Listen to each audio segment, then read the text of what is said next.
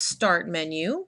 In this video, we're going to go into the Start menu and show you the layout and the different options that you have from the Start menu.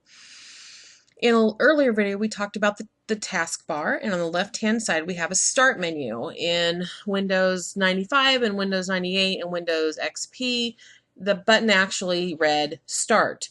Now it doesn't. You just have the Windows logo. And if you click on it, you'll see that we have a Start menu. In Windows Vista and Windows 7, you had just a circle. Windows 8, you didn't have a Start menu to begin with, and then Windows 8.1, they gave you a Start button back, but it still went to the Start screen versus going to an actual Start menu. People hated it. People don't like change. Just as simple as that. And people had a lot of things to say about that. So in Windows 10, they brought the Start menu back, but they incorporated some of the things that they had in the Start screen from Windows 8. So we can see our Start menu here, and we're going to talk a little bit about that. So up here, we're going to start at the top. If we click this button, they call this the hamburger button because I guess it looks like a hamburger. I don't know. I don't see the resemblance. But if we click this, it actually says Start, and we see the person who is logged in. We see File Explorer, we see Settings, and we see Power. Okay, so if I click on the person who's logged in, we can go to Account Settings, we can lock the computer, we can sign out of the computer. Okay, if we go to File Explorer, it's going to launch a window, okay, right here. So File Explorer, Windows Explorer, My Computer, this PC, it's all going to bring you right here. So in older versions of Windows, it was called Windows Explorer, and you could access it through the My Computer icon on the desktop, or after Windows XP, it was called Computer, so Windows Vista, they changed it from My Computer to Computer, and you could access it via the Start menu. And then 7 was Computer, and they were all Windows Explorer. But it was, My Computer and Windows Explorer. Well, now with Windows 8 and 10, they've changed it from Computer to this PC, and it's now called File Explorer instead of Windows Explorer. So if you see something that says Windows Explorer, if you see something that says Computer, My Computer, this PC, File Explorer, they're all the same thing. So don't get freaked out about that. They're all the same thing. So this is actually the window that you're going to see. This is a File Explorer, and this is going to allow us to take a look at different sections of the hard drive, different folders with content inside them, and we'll get into that in File Management. I'm going to go ahead and close this at this point. I'm going to go back to my Start menu, and here I have Settings. So if I click on Settings, it's going to bring up a control panel type window. This is not the control panel that you might be used to.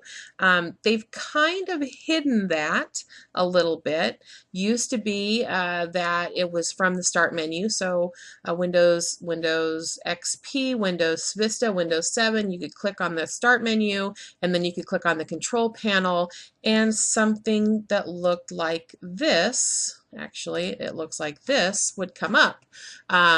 They've taken some of the things out of the control panel for Windows 10 because they place them in this Windows settings area. Okay, so that's from Start and then Settings. So we have a couple of different things here that we can access through just Windows Settings versus accessing it through the control panel.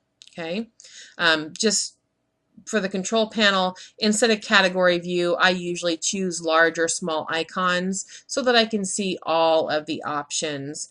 One of the things that they've taken away, let's take a look if I can just find it real quick. Oh, nothing's jumping out at me, but they have taken a few things away from this. I'm going to go ahead and close that. And I'm going to close this because we're going to talk about settings in a different video. If I click this, then I have my power option. So if I click power options, I get the option to sleep, shut down, or restart. In older versions, all of the options were usually from the power button, but you'll notice I only have 3 here. If I click on the person who's logged in, I also have the option to lock it or to sign out. Those were always considered power options up to Windows 10. So now they're still there, they're just in a different location.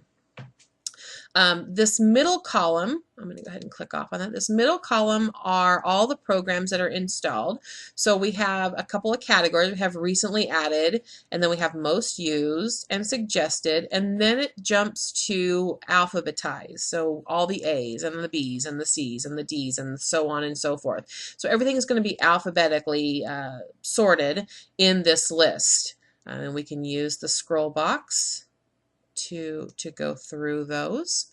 So this side, the left side is kind of static. We can change the left side through installing or uninstalling different programs. Okay, so we can't change it without doing those things. On the right side, you'll see these boxes. Now, this is one of those things that was incorporated from Windows 8 into Windows 10. Windows 8 was geared towards a touchscreen environment, and it's much easier for us to tap a box with our finger rather than it would be a link, just because the tip of our finger is much larger than the tip of the mouse, which, remember from the mouse video, that's the only thing that's active on the pointer is the very tip. So we've got these what are called tiles. And these tiles can be live. You notice that these pictures are changing. There's my cat in a box. These pictures are changing. They're rotating. This is called a live tile. That means that it changes. We also have like this money, this news. Those are live tiles. They're animated, so things change on them. We can remove tiles from this side. Let's say I don't like Microsoft Edge, so if I right click, remember a right click brings up a contextual menu. If I right click, I can tell it that I want to unpin from the start. So we talked a little bit about pinned programs on the taskbar. We can also pin programs to the start menu, and when we unpin something, we right click and tell it to unpin. The same thing when we tell it to pin. We would right click on the program from the all programs list, and then we would tell it to either pin to the start or pin to the taskbar, depending on where we want it. I don't have much more room on my taskbar, so I probably am not going to pin anything else there unless I take something else away. So right now I'm going to go ahead and unpin that, and it's going to go away. So it just kind of moved everything up. And now I've got the rest of them. I don't use this groove music. I'm going to right click and I'm going to tell it this, but I'm going to tell it I want to resize it. So I can actually change the size of these tiles as well, just like you could in Windows 8.1. I think you could do it in Windows 8, but I'm not entirely sure. I've got Windows 8.1 on one of my other machines, but you can resize those tiles. So if it's something that you don't want to get rid of off of your start menu, but you just don't want it to take up as much room, we could say, okay, I want this to be a very small. I want this to be a small, so it's a quarter of the size that it was prior, and then I could fit 4 different tiles into this one block versus just one tile. Okay, like this one. This is a live tile. I don't like that. I want to be able to turn the live tile off. So if I go to the more option, you'll see I've got a jump list. So that tells me I have more things, and I can say turn this live tile off.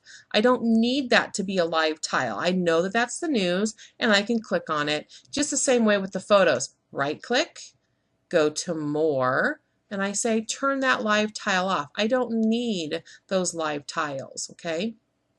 So, and those are tiles. To open something from your start menu, it's a single click. The only time we're going to double click is when we're opening something from the desktop. So one of these shortcuts we would have to double click to actually open it up.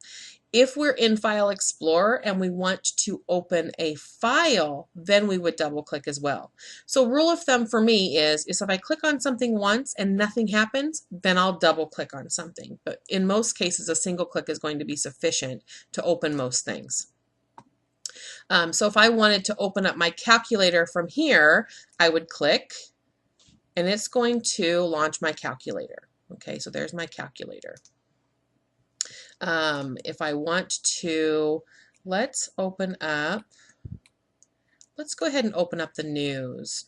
So I'm going to open up the news. You'll notice that it opened up in this orange or fuchsia box, and I've got some quick sizing buttons, which is kind of nice. A lot of app windows don't have the maximize button.